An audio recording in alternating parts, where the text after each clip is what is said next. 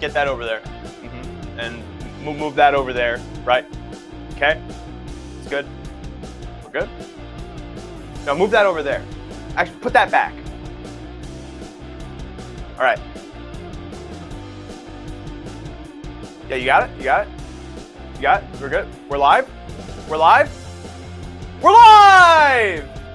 We're live all around the internet, which can also mean the world, and depending on how satellites work, the galaxy, here on none other than the Harness Players Podcast. How do you know that this is the Harness Players Podcast? Well, because of this nifty intro that I did not have time to make, but I did at least have time to hand draw. So in lieu of, fancy graphics and stuff, I will present the hand-drawn intro for the Harness Players Podcast, and in lieu of music, I will beatbox to it as well.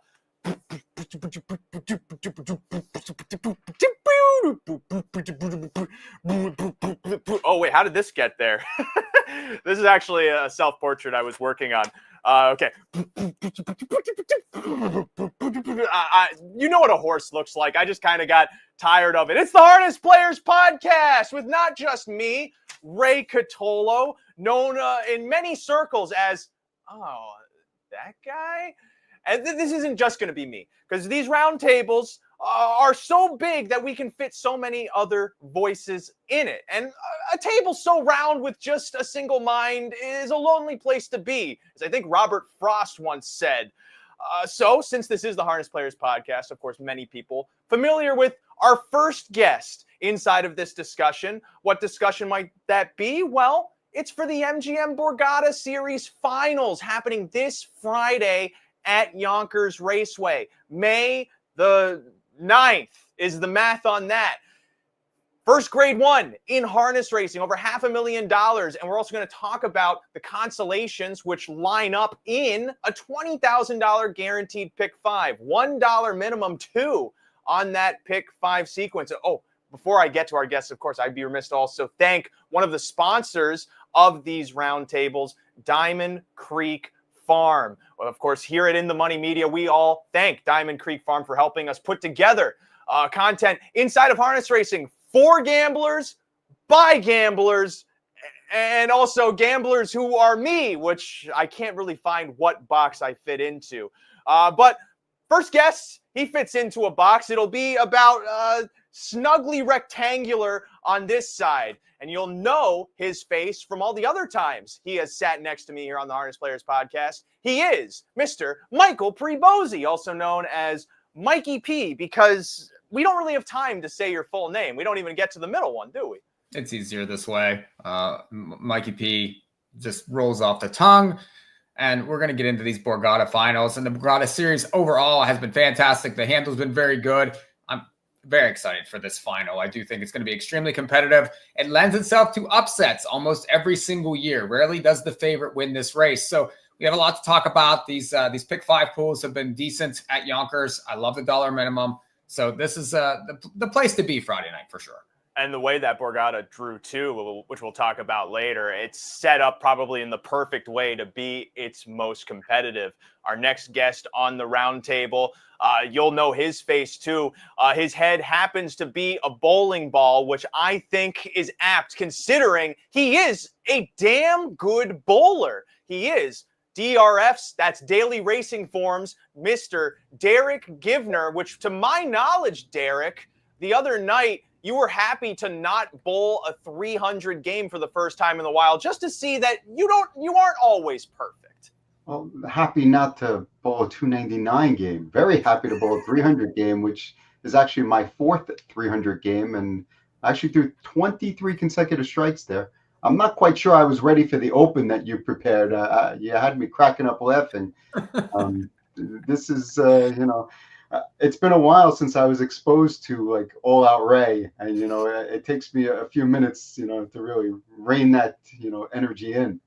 Well, and it's going to be a great energy too. Hopefully the same Sharpie fumes I'm breathing in here are also radiating into your studios through the power of 5G, because that's around now here at the In the Money Media studio. Last but not least, we're legally obliged to have him because he works at Yonkers Raceway and these races happen to be going at Yonkers Raceway. Above all, though, and this is true, his contact card in my phone is a picture of a weasel. I will not explain why. He is Edison Hatter to my bottom. Welcome, Edison. You are still rat in my phone, so we're gonna have the Rat and Weasel show, and you ruined it all. But you know, Ray, I'm going to start the evening by working on a different race. I know we're going to discuss Yonkers races. I think about them all the time working Yonkers. I've been very busy lately. I've kind of missed all the conversation. Mike talked about favorites not winning a race. I've got some thoughts on how the Kentucky Derby is going to go down. Okay. The weather doesn't. Actually, this is a great time to share your Kentucky Derby thoughts because this also is airing in the past. So hopefully that can help. I've got a theory. The weather is not going to be that great. It's going to be a sloppy track. We know there's going to be a lot of speed getting out of that gate. I'm telling you, when the first Saturday of May rolls around, we're looking for somebody coming from off the pace. And the guy at Yonkers, one of our regular customers, told me he's very good friends with Bill Mott, and he has this really good horse. He actually did say this on Saturday afternoon, by the way, before the race. He said Sovereignty cannot lose the race. So I've got to pick Sovereignty, number 18. He was very happy after the race. Good call. Okay, that's interesting. Well, we look forward to how that Kentucky Derby is going to unfold. I only say that for, of course, our viewers in the past. Everyone in the future, please don't spoil it. Don't spoil it. Some people have this TiVo'd, for Christ's sake. Let's get rolling. Wait, and Ray, speaking. Wait, for what? Speaking of Christ, since you choose to say it, as the good Catholic that I am, my understanding is, as a Catholic baptized male, I am eligible to the papacy. So I have to leave in the middle of the show. You clearly weren't elected. I will have to go. They blew the black smoke for the first vote, so I don't think you got through, thankfully. Do I get a nicer house than this? I mean, this is such a beautiful house that I'm in, No, I mean, if you looked at the last pope, he lived inside of a Motel 6, so I don't really think your digs are going to get any much of an upgrade. I thought that Edison would turn into the new Ray. Like, we need to mute him occasionally. Like, it's just, like, what happens? But remember, you get it from Ray every week. I'm now only appearing, like, once a month, so I get all my month out. Ray does it every week. I'll somewhat allude to my voice. I don't have to say much. Just let everyone you were always a man of few words, Derick, anyway. You arise the same way the groundhog does once a year to tell us whether winter will be coming around the corner or not.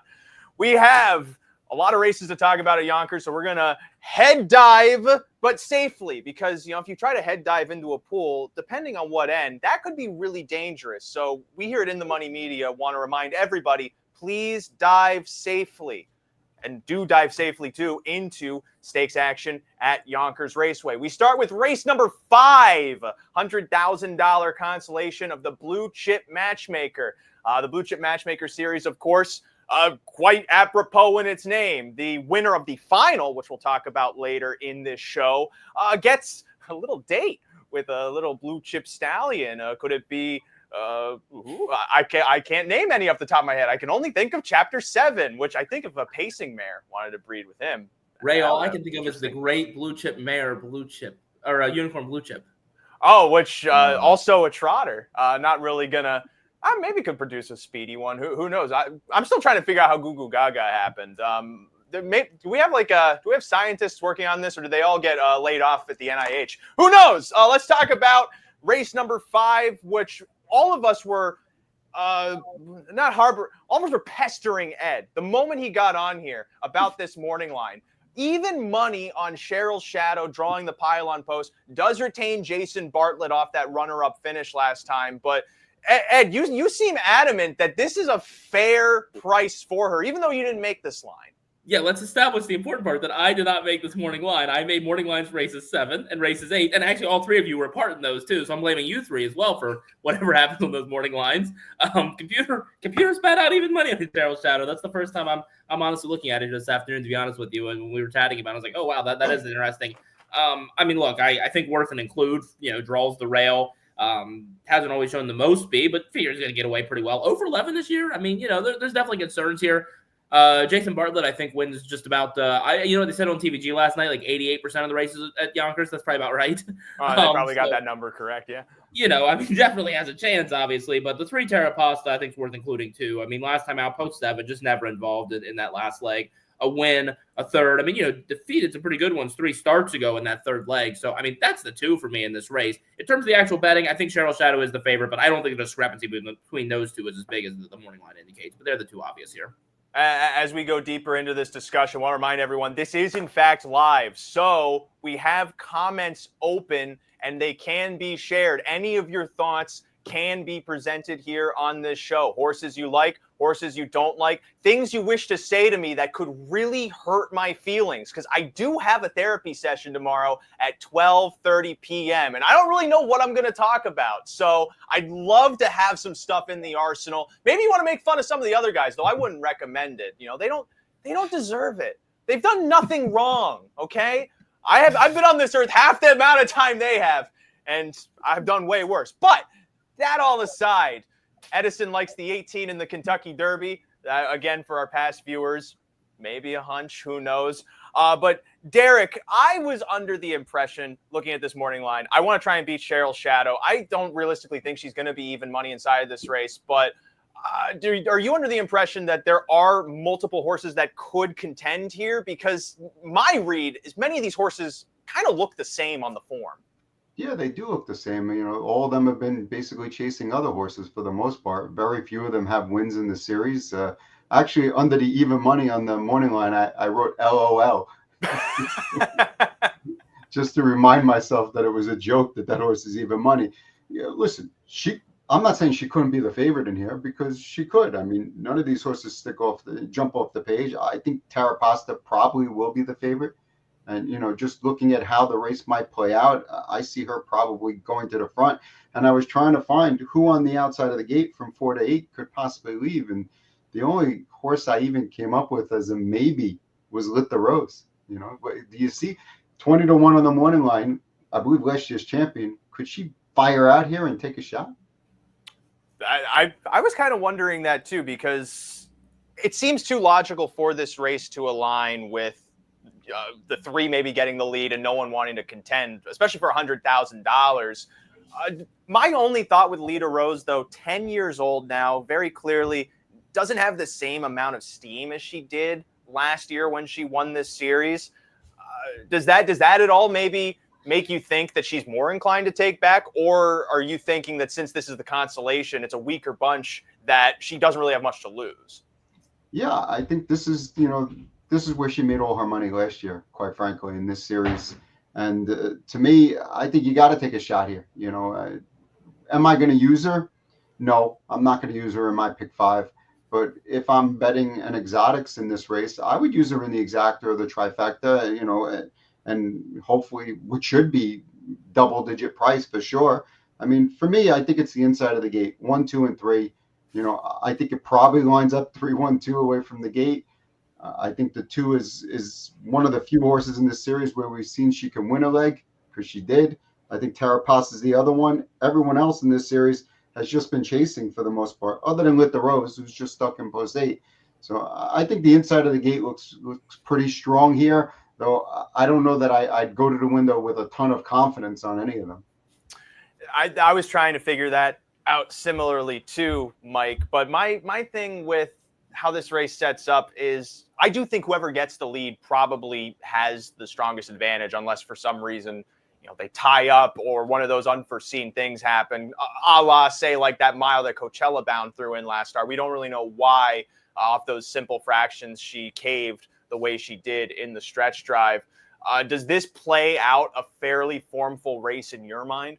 Well, I agree with Derick in the sense that I think he said 3-1-2. I think it lines up 3-2-1 just because you have Yannick on the 2 and he's just phenomenal away from the gate. And I just think that he's usually pretty hell-bent on leaving with everything in these big races. So I would expect that he's going to fire off of there and might be just a tad quicker than the 1 early. We'll see.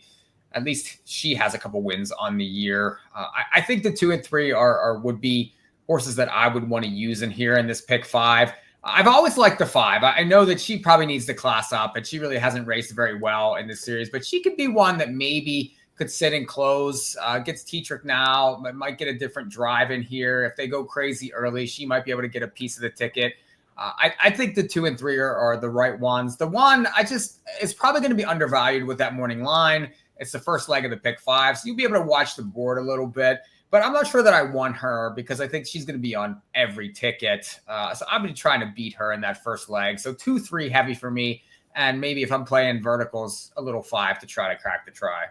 Well, and you and I, coming off those Fraser podcasts too, we kind of know how drivers can sometimes influence value inside of these sequences, a la Brandon Campbell up there. But here we know Bartlett probably going to be on everyone's radars. So yeah, like even if the horse has a decent chance to win, you probably want to stay slim in her camp if you want to try and make some money down the road. I'm interested though, how am I crazy to think Uptown Hanover can do something inside of this race? Because again, like I don't know that this race caters to anyone coming from off the speed, but I feel like she's probably the best from off the pace inside of this race. Am I wrong?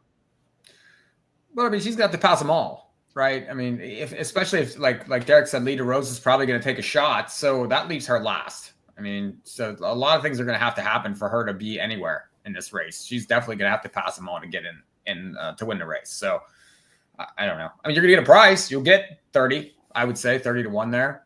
So that was kind of the main thing I was trying to see, was if there was any way that it doesn't just play super logically, because on nights like this, or when guys take shots, that's when Hullabaloo wins 2 years in a row, and you go, damn it, I know he won last year. I should have had him this year.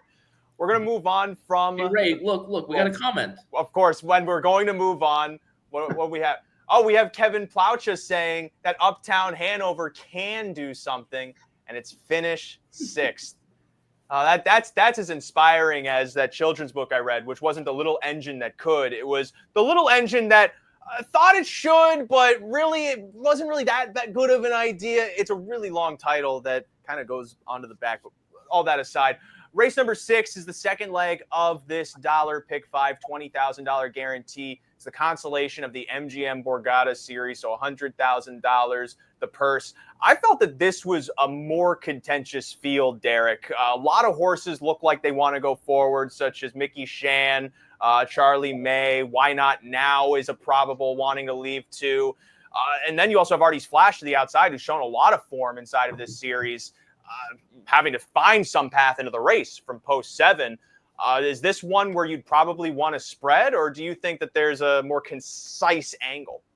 I kind of have 2 different mindsets when it comes to this race, looking at it. I feel like either Charlie May is going to win this race, or basically anyone's going to win this race. And it's the kind of thing where, Brendan, I'm going to give out 1 ticket at the end of this sequence here, the end of this pick 5 sequence. But I'm probably going to play multiple tickets. I'm going to play 1 ticket where I key Charlie May, and I'm going to play another ticket where I'm going to spread pretty wide with a number of horses. The 2, Mikee Shan, the 3, Why Not Now, Charlie May, Helmsworth, and Artie's Flash. So I'm looking at it 2 ways, because I think if Charlie May shows up as good as Charlie May can, he's probably the best horse. We really haven't seen the best Charlie May in this series. I thought all of his efforts were kind of like, though last week, had no chance, came home in 27 seconds. I thought it was a solid performance. But which one of these horses are you thinking, hey, this one's definitely going to step up this week? Because I look at it and I'm not confident any of them are going to step up. But I know that Charlie May is the best of the group if he does show up. I kind of side with that opinion. If he has to face pressure on the lead, I think it's a more tenuous race, but I also can sense, Mike and I, we've been working together for so long. I feel some of his nerve endings tickling whenever he hears Charlie May has a chance. So I have to ask Mike, in this situation, especially with how disappointed you were in the draws, in the divisions he was getting into, are you in the Charlie May camp here today? Well, I disagree with Derick in the sense that he's been kind of man this series, because I just think that's incorrect. I mean, he was first up in leg 1. Do I think he could have been better in that race? Yes, I do. But the second leg, where I thought he gave Mostel Ben almost all that he could handle there, I went 26-4, 55-1, and really took everybody on there. Ended up getting caught late by probably the best horse in the series. Then he had the 7 post 2 out of the next 3 races. I thought he raced pretty well in leg number 3 when Hunting the Last Dollar went absolutely bonkers early, and he had to, take a back seat in a couple very quick paces that he's been involved in. So he hasn't raced, I don't think, bad in the series. I think he's been a little unlucky at times. I think that he's, faced some interesting pace situations. I do think he might be a little better from off the pace also when he's at his best. He's drawn well enough here. He should get a trip. He's the best horse. He's supposed to win if he's right. The driver situation is something that is a little curious to me, but we'll see what happens. I know that Ron usually drives, their horses. So he's driven them twice already. He should be aggressive here. I do think he wins the race. If I were to back up at all, I would use Why Not Now, because I think he's very speedy. He's classy. He's drawn correctly. Kakele could blast off. If he's good, I think that he could be the one to wire these. But I'm with Derick as far as how I'm going to play.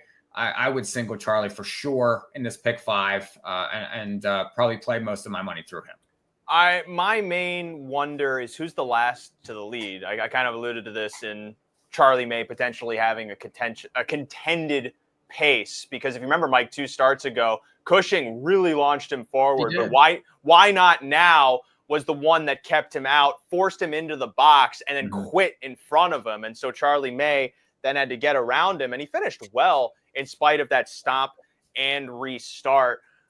But there is some potential speed to the outside too. With this draw, he could be the last to get to the top if, Why Not Now doesn't want to go forward. Mikee Shan, I think, is the big question mark of the inside horses, but I want to throw this one to Ed because I can't tell if he was pulling my tail before the round table or not on potentially liking Hemsworth inside of this spot. We know he has speed too, and he took an interesting route into this consolation, just skipping the last leg, going to Harris, Philadelphia, and strolling in 150 and change. I think that hurts his price, along with Dexter Dunn getting the drive. But were you just pulling my leg, Ed, and saying you like Hemsworth? Because I don't like when people pull my leg. I don't like when people trick me.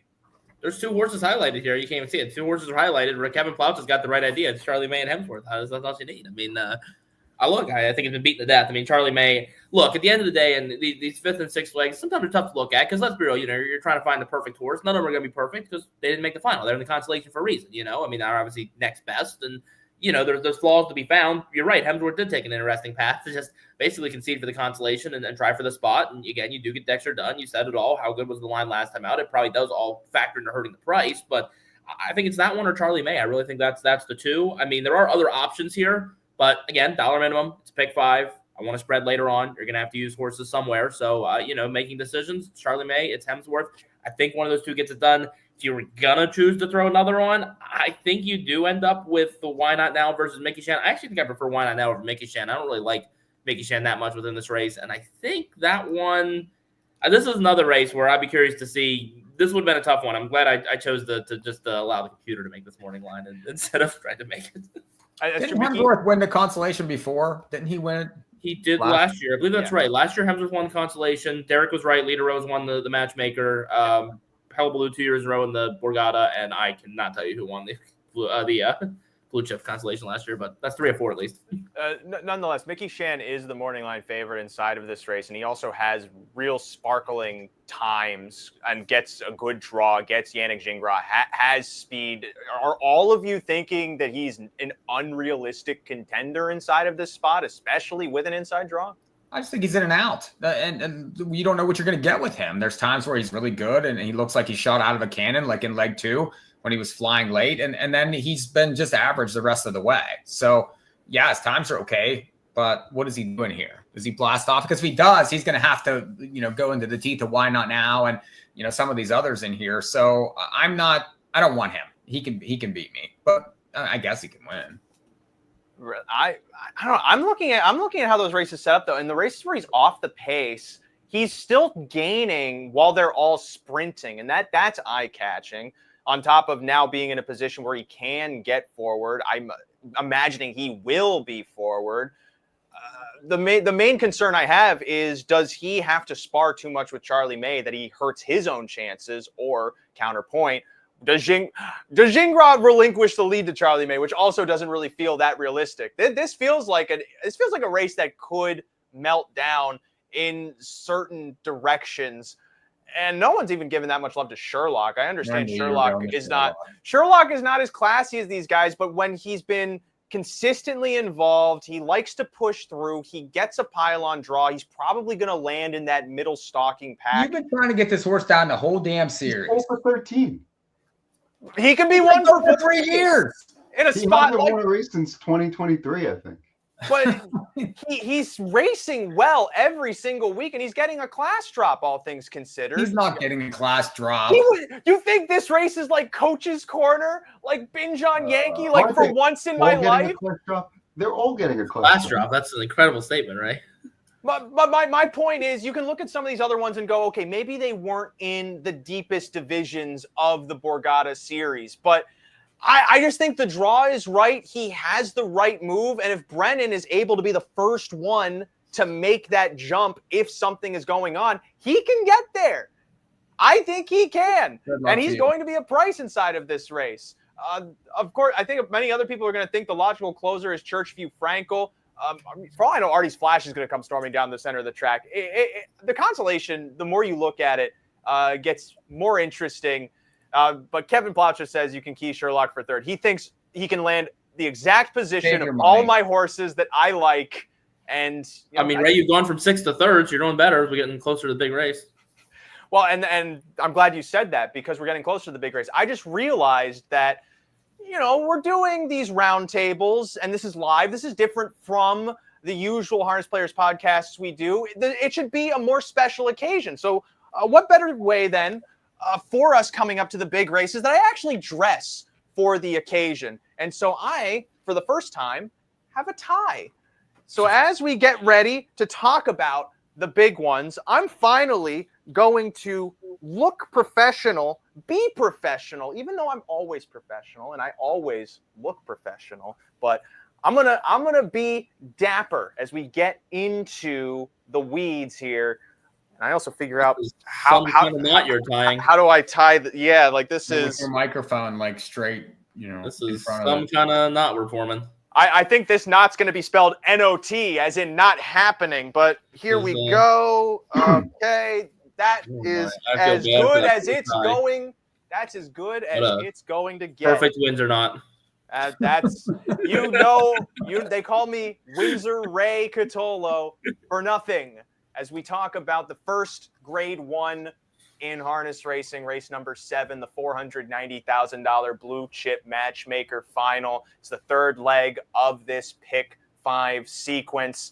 And a race, Ed, where... Actually, I threw it to you already. It's a race, Mike. No, Ray, I won first because I'm going to steal I'm not giving you a chance to talk about the chalk. I'm giving Mike a chance to talk about the chalk. This is a potential free square for many people inside of this Pick 5 sequence. And so the main question to you is, are you as sold on RDB Mikee based off of that near series sweep? She did skip a preliminary, but she gets the pylon post. Bartlett's into drive. Is this a slam dunk? Can bettors put their hopes into this one and try to spread elsewhere? No, I wouldn't think it'd be a slam dunk because I do think that it's a big race. You're going for big money here, and they're going to take shots at. They're not just going to let her waltz around the racetrack. She's going to have to earn it here. There's plenty of speed in the race, and Rockadeo's in there from an outside post, so she's going to have to be, I think, activated very early. She's certainly been bet to sub-even money in all of her races in this series. So that's the key to the race, right? What does Rockadeo do? What kind of trip does she get? Because the one's going. I would think that the Xeron's going to try to secure the pocket with Walking on Sunshine. So you could end up with a contested pace, and that leads to chaos. We've seen a lot of these finals become chaotic because you get these dominant horses that want the front end, and then they go after each other. Well, there's a lot of classy horses coming from behind in these races, and that leads to prices. So no, I wouldn't single. I would use the 1. I would use the 2, Walking on Sunshine, because Scotty Z in big races. I want him, especially with a horse that has speed and has raced well in this series. If you're looking for a closer maybe the 4, Silk Cloud. It's Jordan Stratton. This horse kicked 27-3 last time. Could get a setup in here. Has raced okay in the series. Has a couple wins so far. So maybe an interesting long shot to blow it up for me. So 1, 2, 4 in the final. Ed, I am saving you for last as punishment, and also because when Mike was talking, I looked down at Derick and I saw a scowl of confusion, of perplexion, of let me open this Foucault book to find another word, of recommendable. Foucault let me down. But Derick, were you in disagreement with some of the stuff that Mike was saying there? Not really. I mean, listen, I see this race, as one that people are going to look at and maybe be confused, or, maybe think that, hey, there are a ton of contenders in here. And I think there probably are, like, maybe 4 horses that, in my opinion, legitimately can win unless something crazy happens. But as much as I want to try to beat RDB Mikee, I just don't see the way we're going to beat her, just because of where she drew. I mean, I think it allows her to let the dust settle and make a brush to the lead, or if she doesn't, come first over and win. I think we've seen through the series that she can win from an impossible spot. She can win from first over. She can win on the lead. I haven't, I think there were other horses in here that, are talented enough to beat her. And in certain circumstances, I'd probably, prefer them over her. But in this particular circumstance, I don't. If by some chance, something crazy happens, I don't know, there's a crazy speed duel, RDB Mikee's trying for the lead, she can't get it, and, and the pace is really fast. If there was a horse I was going to add, and I'm keying RDB Mikee, it would be Beautiful Seaside, who's 20-1 on the morning line. I look at this horse and I see a horse that won 2 legs. I think the start 2 back from post 7 is a complete toss. Last time she really had no shot, closed okay for 3rd. To me, if the pace gets crazy, this is a horse that's going to be a huge price and has a chance. But I'm keying RDB Mikee. No, I see the logic there too. Back to those wins you were talking about and how the tempo set up. Those were about 56 and change back halves on the lead. And so she had to do work to get into those. It's not like the race was collapsing necessarily. The final quarter was a little slow, but still having to come home like 55 and change, that's a horse that can push through. That's one you probably would want if for some reason it gets Western. But now, Ed, it's finally your turn. Now you finally have the opportunity to talk about how much you love the probable. What do we think she is? 3 to 5 inside of this race? 2 to 5? RDB Mikee? What price do we think she is? You're in the right universe, probably. Look, I had time to tie a proper tie, right? I don't think there's any such thing as a proper tie. I think a proper tie is a tie that fits, but no. Get off the full screen there. You don't get the full screen. You haven't earned it yet. I'm stealing that line as they come to the gate for the 7th race, by the way. Wait, that's what I was going to say. Starter has them for the blue chip matchmaker final. The first grade 1 race in North American harness racing means I need to tie a tie to. I'm not going to put the tie on until I get to calling that race tonight. Tieless until then. Tie goes on for the calling of grade 1s. That's a beast mode move, if honestly there ever has been one, and rare of you to pull a beast mode move. But is she the one that you're leaning towards inside of this race? Rocket Deo.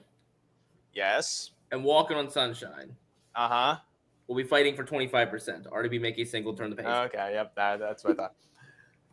Well, we can keep that short and sweet then and dive right into because my opinion is fairly similar. I use RDB Mikee as my anchor. I don't really see the race melting down unless Jason Bartlett is having a particular moment where he's feeling nervous, and he's not a man that gets nervous. You Derick, you know this. Like you've talked to Jason. He's a cool, collected guy. If a race doesn't go his way, he's able to put it aside. And so he might be in a coma, asleep. And so I think he can handle the stakes of this stake fairly easily. The downside is she's incredibly obvious. And since she's incredibly obvious, we're moving on to bum, bum, bum, bum, bum. I don't have a hand-drawn intro for this. It is, though, the $500,000 plus $16,000 grade 1 MGM Borgata pace. When this show opened, I alluded to the fact that this race could melt down. We've seen many times over the last few years that it somehow does melt down. And so we're going to start this discussion with Derick. I think first and foremost, everyone handicapping this race, when we see this morning line that Mike and I help point Ed in the right direction towards. Actually, it was more Derick than you two. I really valued. Well, actually, let me rephrase that. Sorry. Wait, you have a separate group chat? You're cheating on us? Derick and Mike. I appreciate Derick and Mike's opinion. I get Ray's opinion. When Ray says, I'm kind of serious about this, by the way, whenever Ray says, like, that horse will be 20-1, he's going to be like 6-5. Then I know I can't make him 30-1. Okay, fine. Host your own show.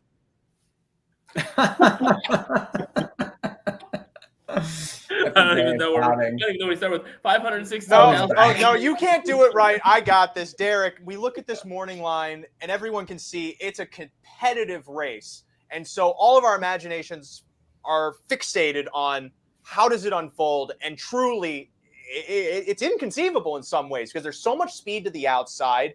There's also the capability of that speed to want to take back. I think of like Coach's Corner, maybe wanting to be conservative, but he can also be aggressive. There's a lot of speed towards the inside too.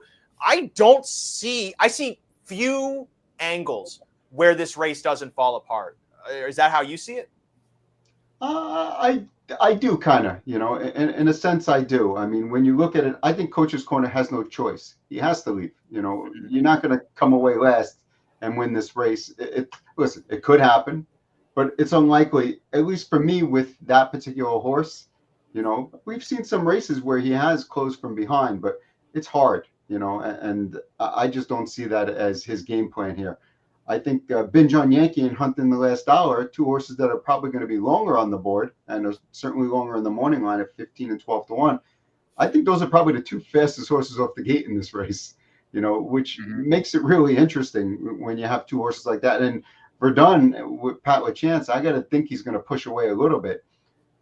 So now you have three horses who are probably the longer price horses on the board, all going out for their lead, and that clearly is going to create some commotion. And with Coach's Corner joining them, that adds to the mix.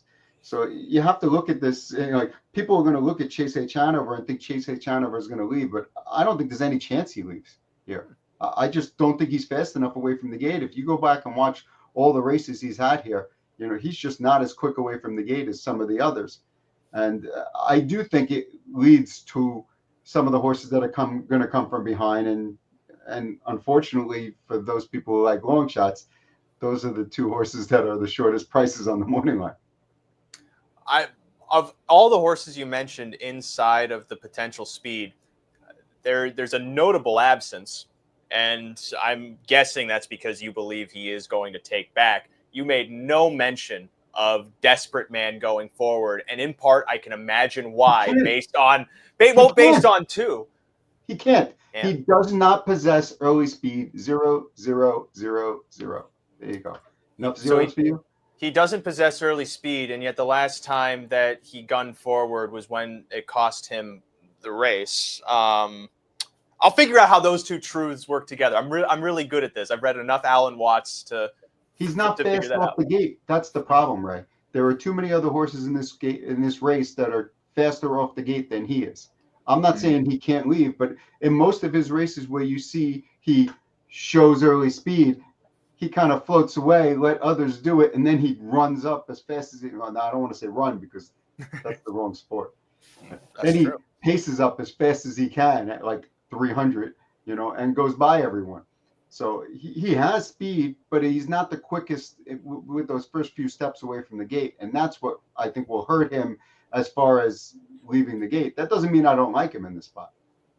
So you're still, you find appeal in him as an off the pace type, which again, like that was his forte back in the day, back in his 3-year-old season. That's how he won the North America Cup, beating Bulldog Hanover. One of the few horses to actually beat Bulldog Hanover. Him and Allywag Hanover are a trivia question that doesn't get asked, really. There's not enough harness racing trivia out there. Maybe we'll fix that. Mike, so we have one person in the camp saying that this could melt down, but in the hands of the chalks. And I do feel that if this does melt down, it kind of falls into the lap of one of the best horses in the series, coincidentally, Mosdale Ben, who also lands probably the best draw he possibly could have gotten.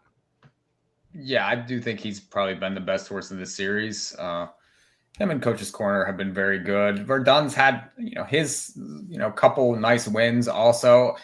For once in my life, I thought has had a phenomenal series up until that last leg. And I don't know what happened there. Had an outside post, ended up running early and had to pull up, has since qualified. We were sort of taking time watching that qualifier prior to this broadcast, and none of us were all that impressed with that. So he's certainly not one that I want to use, but I'm curious to see what sort of trip he goes for, because you get Dexter Dunn now, which he hasn't really been around for this entire series, and he ends up on this horse on this day, and a horse that's done very well in this series. I mean, won 3 times and beat Coach's Corner in 2 of them. So you can't argue with the form of this horse prior to that last race. I agree with Derick in the sense that Hunting the Last Dollar, I think, is sneaky here. He's very quick. If you go back to that 26-1 where he was, parked early and ended up winning there in leg number 3. And since then, he sort of hasn't recovered from that effort, but he's raced well against Desperate Man, against Verdun the last 2 times. You got Yannick now. You know how he likes to push forward in finals. He's definitely going. He could end up being in the garden spot that has won the past couple years. So I do think that is a tricky long shot that needs to be used in the race. I think Mosdale Ben last time, everything went against him. He didn't really need to win. Chase Ace Hanover was supposed to get the front in there and control that race. He still came with his move. It just was too late. I think he's probably ultimately the beneficiary of this wicked pace, these notable horses drawn outside. So he'd be my top pick, but I'd certainly use Hunting the Last Dollar. And I would use Verdun just because he's drawn well, he's closed well.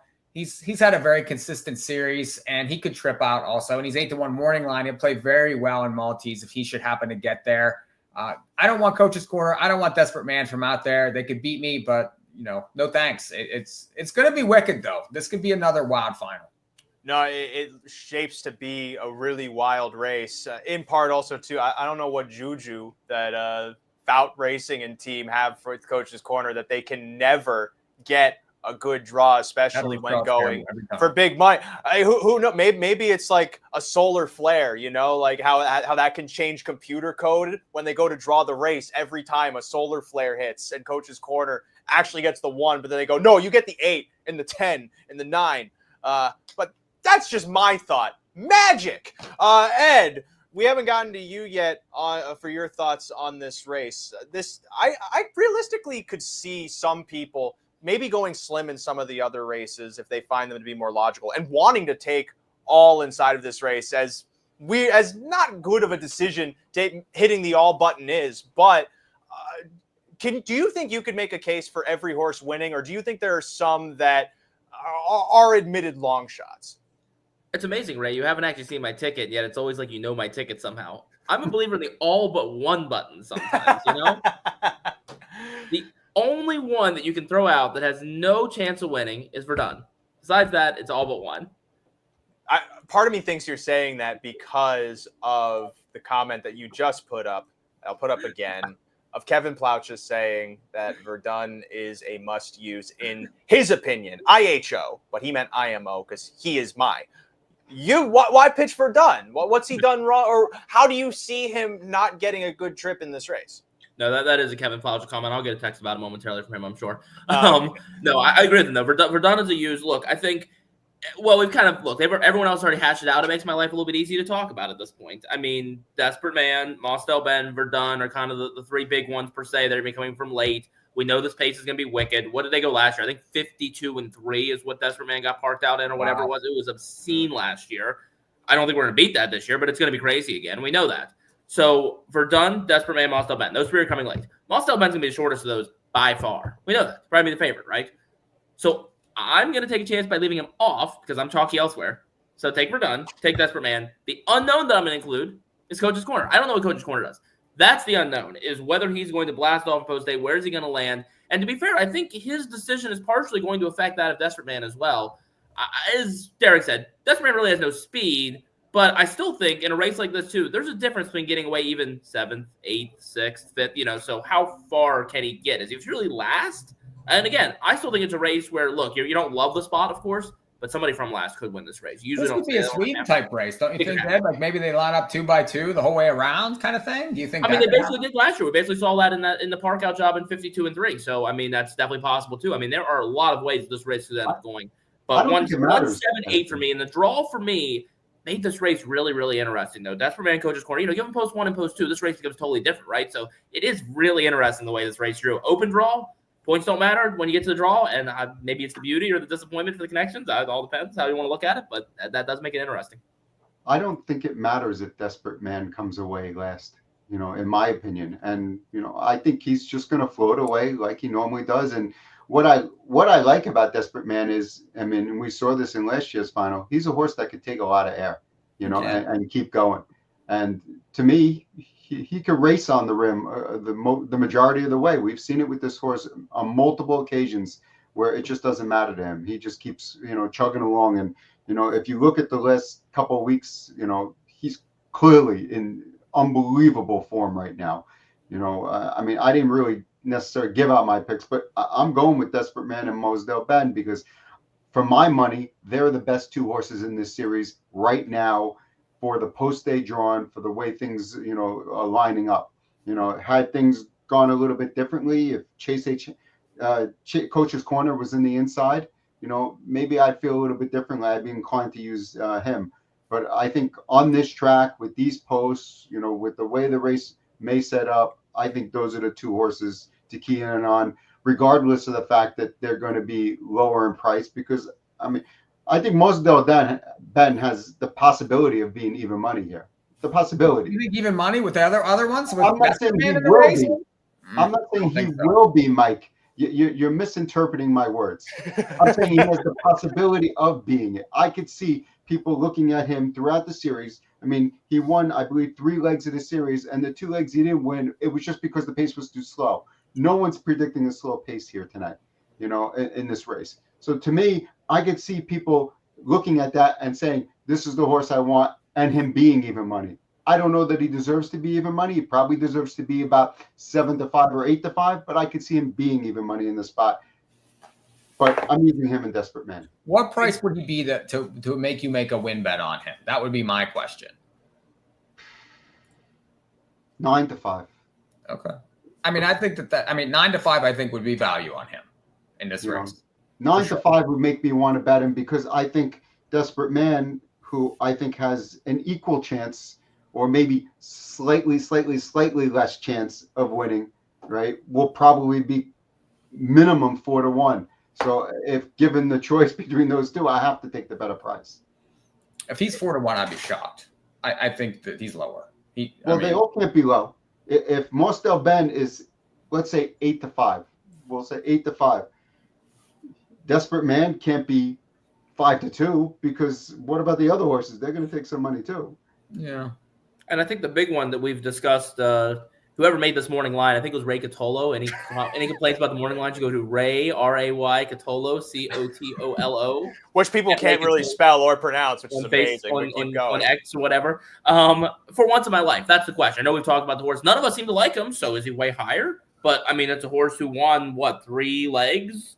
And gets obviously Dexter the last done. line was really ugly, but you get Dexter done. I think he takes Stratton. We know what Dexter done. So what kind of money does he take? I think that's the big key too. Because again, the difference of him being 5-1, 8-1, 4-1, that obviously dictates a lot of where Desperate Man or Coach's Corner or any of these others could be. And yeah, the differential between Mosdale Ben being 2-1, even money, or anywhere in between there, obviously is going to be a factor too in what the other prices are. But Ray, we need to move on from this race soon so we can throw these ties off because mine is tighter than yours. I want to get to this trot after the big race and lose the tie. No, so I want to raise a rebuttal to this point, which is that I don't see Mosdale Ben being as low as even money, even though I'm not twisting your words, Derick. I'm playing inside your loose hypothetical with an even looser hypothetical. This is my ball game, so don't mess with me. Because I feel, and tell me if you agree with this, the fact that he was first up and he lost to Chase H. Hanover, granted, you can forgive him for the fractions being slow. He was going uphill from the start on the rim. I think just because he lost at 15 cents on the dollar last time, that makes him a more level favorite with whoever is going to be the next most logical to take money. Don't you agree with that? Here's the problem. If we were dealing in a world where the majority of the wagering dollars was coming from people who aren't informed, I would say, yeah. I mean, people look at, oh, he lost last time, but I think the majority of the money that goes into these pools is from informed players. And these players know that the pace was slow and he was pace compromised, and that's why he didn't win that race. So I think when you look at it from that perspective, you think that this horse could be bet more heavily than, we think. Final hypothetical before we move on, because I think it's important to figure out how this race sets up. Mosdale Ben, I think, is first up inside of this race. That's just been his forte in so many ways. And depending on how the speed goes, he's most likely landing in that spot where Stratton just wants to move him and roll. If Desperate Man is on his helmet, and I'll point this towards Derick because he has the strongest opinion here. If Desperate Man is on Mosdale Ben's helmet, do you think he outsprints him in the stretch? If Mosdale Ben is first over the whole way and, Desperate Man is, sitting right on his helmet second over, I would take Desperate Man. Okay. If maybe Mosdale Ben is second over and Desperate Man is third over, I'm a little, closer. I know for a fact that Desperate Man can sprint, with any of these, perhaps better than any of these. I'm not sold that Mosdale Ben has that same, push button speed. He's kind of a grinder, yeah. Yeah, he's more of a grinder. So if you're telling me it's a eighth of a mile sprint, and they're, head and head, I'll take Desperate Man. But if you're telling me that Desperate Man was used a little bit along the way and, and then he's there with Mosdale, I might take Mosdale because I think he might be able to grind a little bit better. Like I said, I think they're pretty close, So with that said, I have to, if I'm going to pick one of the two, I have to take the better price. Final thoughts from the remainder of the panel on this race, or have you said your piece? Just don't be surprised if it turns up that the race turns on its head and anything wins a race. I mean, it's happened before. Prices win this kind of thing all the time because it's a long series and trips matter a lot here. And these horses are very, like Derick said, a lot of them are very close. I know that the 5 and the 7 look best on paper, but depending on the trips, you can get some surprises in this race. So just keep that in mind. And Hatter, I'm imagining you have nothing else to add because you wanted to get the tie off. I release you. Oh, okay. Derick gets the last word here. I want to add one more thing, and I think this is important to note. All the previous years that we've had this final, and we talk about how races fall apart and all these things that happen, those were always 5 consecutive weeks of legs and a final the week after. This is the first time where these horses have had a couple of weeks off to rest. So you might not have the same tired, so to speak, horses in these finals that you've had in previous years. So that could change the dynamic a little bit as well. Well, couldn't that also say 11 days off this year instead of 7? But at the same time, and I can't factually check this. I probably should before I say it. But to be fair, I think it's fair to say though. In fact, let me see. Is it everybody? Yeah, everybody in this final this year raced in the last leg. That's usually not the case. That some horses take the week off to give themselves 14 days of rest. So I mean, yeah, some of them do race the 7 days back to back, 11 days this year. So it's not an irrelevant point Derick makes, but at the same time, I think it did kind of affect these horses' choice. Because I mean, there's some of them like example, Mosdale Ben himself probably could have skipped the last leg and made the final. Doesn't matter, right? Open draw, whatever. Chose to race because they knew 11 days off. Then it would have been 18 days off, right? So I think that's important to note. And beyond that, I don't think I'd say anything else, Ray. I've taken the tie off. I don't think I'd say anything about the race. But the last thing I would say is basically what Derick said was what I was trying to get at there when it comes to, why am I going against Mosdale Ben? If it does come down to him and Desperate Man, I prefer Desperate Man. I don't know if the price differential is quite as big as Derick implies, but it's going to be big. I mean, there's going to be a difference. And at the end of the day, when it's going to be chalky elsewhere, in my opinion, I'm going to look for a price somewhere. I think there's the ability to beat Mosdale Ben here as maybe he is even money. I guess if he is even money, then he's got to be 4 or 5 to 1 on Desperate Man and Coach's Corner and everybody else, right? So hopefully he is. Let him take the money. Let for once in my life take a bunch of money. It won't hurt my feelings. But yeah, and to be fair, Chase A. Hanover is another one we haven't really discussed. Not to belabor the odds. I mean, we'll see what they are. They are what they are. What's Chase A. Hanover take? I mean, I flip flopped from second choice all the way up to what is he now? 5th choice, 4th choice. I mean, where does he take money? So I mean, look, I think everybody in this race space takes money. I mean, even Verdun. Everybody thinks Verdun's got to be used. Is he in single digits? It'll be a munch board. Only so much money to go around. It's true. A binge on Yankee, hunting the last dollar are fairly large prices. Beyond that, anything goes. There's not going to be any. I don't think there's going to be any 50 to 1 shots in here like there has been in the past. I just don't see it. This is a Borgata, and maybe you can make this argument for other years since, a horse like Hullabaloo did win at like 40-1, but this is a year that I don't think there's any loose thread. Like every horse that is on the gate is in contention, and it just all comes down to the decisions these drivers make, how the pace shapes, and at the end of the day, like that's as good of a betting race as you can ask for. But if the AE draws in, you don't want the AE. No, that's true because then they win the Kentucky Derby at 80-1. But we're lucky that this isn't the Kentucky Derby. Cotolo. I always hate whenever I see those graphics online. Every once in a while, Ray Cotolo draws into race. He's apparently 80. I hate it too. Do you know how fast horses are? They run at 40 miles per hour. Do you know what my top speed is? 12. It's exhausting. I don't see you running 12 miles an hour. I could run 12 miles per hour. I think you could drive faster than I don't know, for at least a. For how 12 miles an hour? I hope I can drive faster than 12 miles per hour. Let's quickly wrap the pick 5 with race number 9. We go from a $500,000 race to an hours of $5,000 trot to pay off the $20,000. Hey, this is where Gabe Pruitt and I say on big night broadcasts that we are good bottom feeders. There is money to be made on a race like this just as much as the previous. So do not disrespect these races. Trust me, I know on Hambletonian Day, Gabe Pruitt will show up for the non-winners of 16,000 in the finale and only that race. That's why we love him. But the payoff leg here. I'll start with you, Ed, quickly. Who are your keys to pay the pick 5? So, Black Tie Bash, another Pat LaChance rail special, gonna get better post-year draw. Doesn't have. What'd you say, Ray?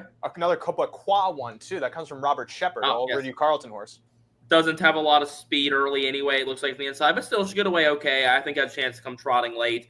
The 5, Haloa, comes from was an Oak Grove horse. Yeah, I was gonna say, I figured you maybe have some insight to offer us on here, right? 3 for 10 last year down there in Kentucky. Look, the one start this year, took some money in there, seemed to be pretty conservatively handled early, was able to come for a 4th place check in the end. So looking for that one, take a step forward. Jason Bartlett, Peranglam again, top connections. And Cal Miles and Shell is continuing to drop down this class ladder. You get Matt Kikali back in the bike, starting for Corey Stratton now for the 3rd start here. So between those 3, that's the way that I will go. Creative venture, if you're looking to throw one more in, that's the way I'd go. Again, I think another race that's kind of tricky to close it out, and it's one of those things to me that, you obviously have to manage your bankroll, but if you're going to be alive to this 9th race, I would want some coverage here to make sure that we're hopefully going to get paid on the back end of surviving the gauntlet that was the first 4 races that we've discussed. I'll speak on Haloa quickly and then throw it to Mike. So he actually debuted, if I remember correctly, in Kentucky Proud Series, which is kind of like the fair level of sire stakes, and interesting enough to see when he was in Nick Roussel's barn. And he kind of gradually brings them along too, that he ended up moving up into the Commonwealth, which is the 2nd degree before the main sire stakes. And he admittedly struggled there, but when he was in the Proud Series, he was a decent grinder. You could put him on a helmet. He liked to pass horses, and it seems like he still kind of holds some semblances of that now that he's with Per Engblom. I mean, he was kind of closing into the action last time to finish 4th on debut against those non-winners of 5. So that's at least what I can add there. He was never like a super fast horse, though. You see his mark was in 55 and change, but I doubt that changes either of your minds. But Mike, how do you land in this last leg? Well, just real quick, it is a she, so I should probably get that right. Yeah, little clarification there. I think it's 2, 4, 5. I'll use those 3 horses and hope to get home. The 2 and the 4 both dropping, closed up a little last time, especially the 4. So I think it's one of those 3 to win it. Wow, no Black Tie Bash. That's shocking. Derick, your numbers. I'm just going 2 and 4 in here. I will probably go a little bit deeper, if on my ticket where I key Charlie May. So the ticket that I key Charlie May, I'll go a little bit deeper in this leg. Just if I hit with Charlie May and that one comes in, I want to be alive a little bit wider just in case, and with multiple tickets. But I think Create Mystique, has some speed. Looks like could be controlling the race. I think that's clearly the horse to beat, in my opinion. And I always like a horse where Jordan Stratton's not driving for his brother. That usually, and just because if he goes away from his brother's barn, there's usually a reason. Granted, it's Jeff Gillis who he drives for all the time, so that kind of makes sense. Creative Venture, dropping in class, getting a new driver. I think Haloa has a shot, obviously, 2nd time in the barn for Engblom. I think Cal Miles and Shells is dropping in class, for Corey Stratton, maybe third start, finally get to figure this horse out and make this horse go a little bit further. Black Tie Bash has a chance, but my main two are going to be 2 and 4 now. I could see the 2 just because he does have the speed and is the most logical one to land on the lead. But I don't know. He's a 30-second final quarter type guy. I think anyone can really pass him if they put up the challenge. Aren't most 30-second final quarter guys? I mean, to a degree, but and granted, maybe this is not the right way to look at it, but I know Black Tie Bash is a good horse. This was one that was with Shepherd, and I'm forgetting the trainer that he also works with up there at Rideau Carlton and Trois Rivières, but that escapes me. This horse won the preferred up there many times, and granted, the preferred maybe. I think it fits the Nauers of $5,000 group here. He's 7 years old now, so those days are past, but I know the back class is there. You can even look in the lines and see that he can be competitive. The main liability is that he is grinding off the pace type. So if he has too much work to do and someone can get away from him, then, I mean, that's one reason why he's fallen down the ladder to this point.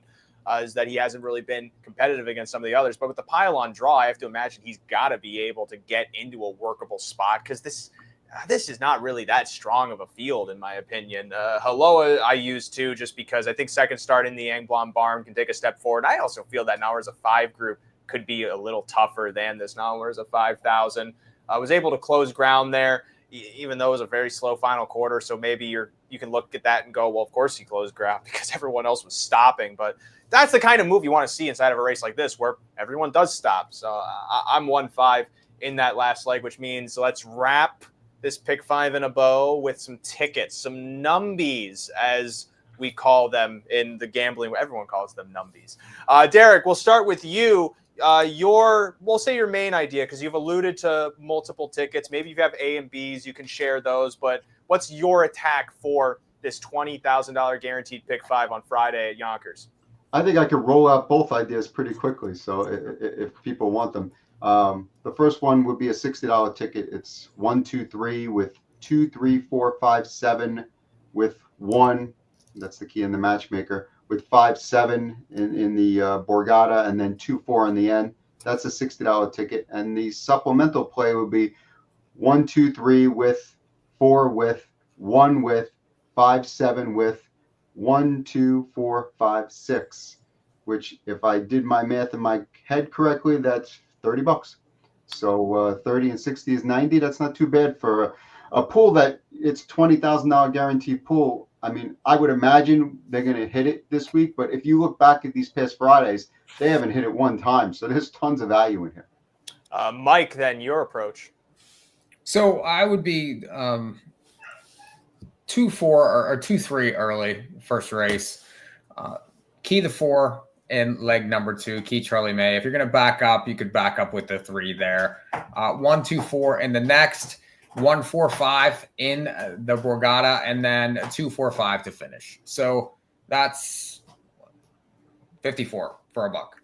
Your ticket is as expensive as mine, but Hatters, is yours?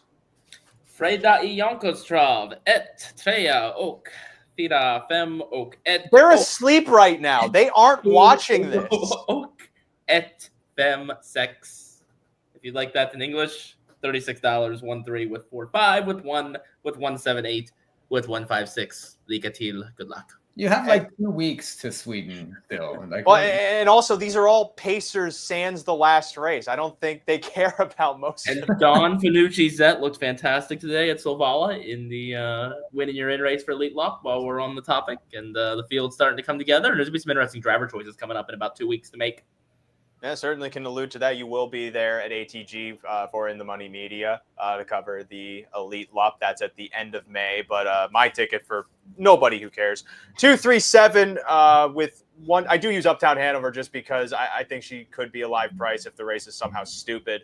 Because I don't want all chalks either. 1, 2, 4 in the second leg. I single RDB Mikee. I really don't see how she loses. I go 1, 5, 7 in the Borgata. I feel Verdun has a live chance at a potential price. And Derick did sell me on Desperate Man, especially making me realize, yeah, he probably is going to come from off a helmet from that spot. And then I'm 1-5 in the last for a $54 ticket for $1. You're going heavy. Ray Cotolo, $54. What's going on? What's going on is I have an incredibly lukewarm opinion. That's it for this roundtable, which means I can get this off. This is the problem when you tie a tie improperly, is it is impossible to get off. We have to thank Yonkers and SOA of New York and Diamond Creek, everybody for sponsoring these In the Money media broadcasts here, especially for the Yonkers, the Borgata, the entire series. We had great podcasts for all 5 preliminaries and this roundtable. And of course, it's always great to have Derick for the roundtable and for the final, his perspective, I'm sure. And of course, Edison, who we haven't muted yet. So we thank everybody. We'll probably say the important things at the end here. $20,000 guaranteed on this Big 5 pool on Friday night. Make sure to tune in, join the show. Empire Terrace Dining Room is open. We've got the free programs, SOA of New York, SOAofNY.com, each and every live race night. We're in the May racing schedules. We dropped Wednesdays, which is why I'm available and in my beautiful home here, this beautiful, not green screen on a Wednesday night. So Monday, Tuesday, Thursday, Friday, Saturday. 45 some p.m. Chopin right now. Time. Can you pop some Chopin on those keys back there? Join us Friday night. Rumor has it Derick Giwner is going to show up on Friday night. Maybe, maybe not. He told me he was considering, which means he's probably not. We have to see weather permitting. It's not supposed to be a good weather day on Friday. There's going to be a Derick Giwner meet and greet from 7 to 8 p.m. on the track apron. You know how long it takes to get to Yonkers in bad weather? Free signed copies of this week's DRF harness that comes out tomorrow night. You're throwing him into his plugs. Derick, say your plugs so he shuts up. DRF Harness, at DRF Harness on Twitter, DRF Harness on Facebook, DRF.com/harness. And of course, the DRF Harness Digest newsletter comes out every Thursday. We'll have a couple of stories on the finals there. One on the Borgata with Corey Stratton for the people looking to find out more about Once in My Life. And I believe we have Brett Pelling a story on the matchmaker. So some more information, some of the finalists in there. Certainly worthwhile to those people who are wagering. Brett's always a great interview too. He'll tell you what's up. That's one thing I've always liked about him. And you know that the DRF Harness Digest is a good newsletter too, because I once wrote for it, but then I stopped because 7 jobs is too many, Derick. 6 I can handle, but the 7th was supposed to be the little intro that I had to draw here tonight, including. Maybe I will include in the actual one a buff picture of me, but this is gonna be what I actually look like. You see me in a t-shirt right now. There's only a decent amount of definition. Come the time I finish in After Effects, this should take 3 weeks for me to get to. In my quiet moments, Ray, I take my chair, I lean it back like this, I look up at the ceiling of my room, and I think, what on earth is going on in Ray's head? Well, I'm glad you said that, because this is a perfect way to wrap it. I could maybe give you this as a gift. It's Portable Jung. It's all of Carl Jung's writings about the human psyche, the human spirit, the general description of types. And this actually, we'll end this show on a note from Jung, which is the difference between Eastern and Western thinking. He says, the difference is in directions. Good night, everybody. Thank you for watching this Harness Players Podcast Live Roundtable. Stay tuned through this season. We'll have plenty more to come, with thanks to Diamond Creek Farm for helping us to put on these live shows. And we are so excited to talk about more harness racing stakes action to come in the year of 2025. Good night, wherever you may be on the internet, because Lord knows that is absolutely anywhere.